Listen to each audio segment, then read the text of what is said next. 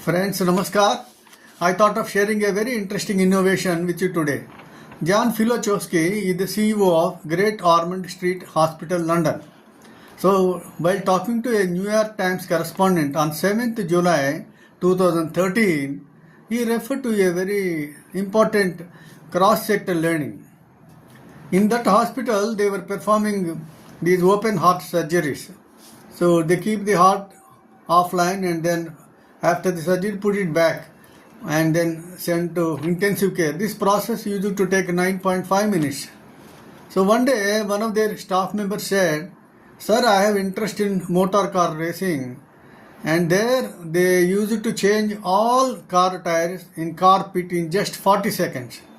The chief got interested and suggested that we may call the Ferrari and McLaren teams. So they came and studied the procedure followed in the hospital for these heart surgeries, and they suggested some improvements.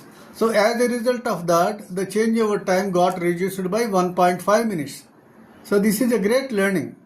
In fact, we can see many industries, particularly those in the front rank, always keep studying the management practices, innovation and other changes in other sectors and observe them and apply them in their own processes. As a result, they always race ahead of others. In fact, this is a great principle for us also in our personal lives.